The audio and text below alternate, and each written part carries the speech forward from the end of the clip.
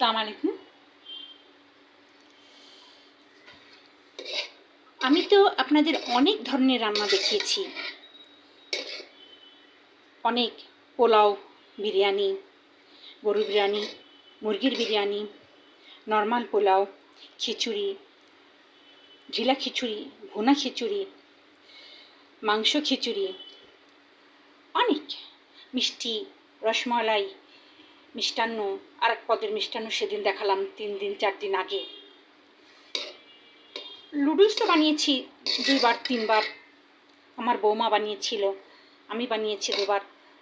আর আপনার কেক বানানো দেখিয়েছি, অনেক দেখিয়েছি, রান্না অনেক দেখিয়েছি। ঝালটা একটু বেশি করি, মিষ্টি একটু কমই করি, তাও 4-5 পদের মিষ্টি করেছি, জর্দা করেছি 2 বার, সেমাই পায়েস এগুলো তো আছেই। আজকে দেখেন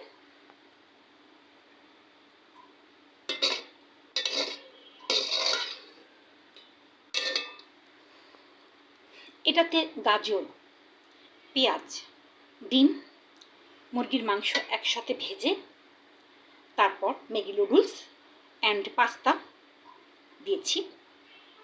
ম্যাগি নুডলসের মশলা আছে, লেবুর রস আছে, কিশমিশ আছে, ধনে গুঁড়া আছে, গাজর আছে ইত্যাদি। আপনি যেভাবে খান দিয়ে নেবেন। টমেটো সস আছে, এই আর কি।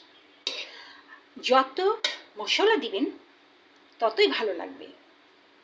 তো এটা হচ্ছে আপনার হজমের উপরে নির্ভর করে। ঠিক আছে, ভালো থাকুন।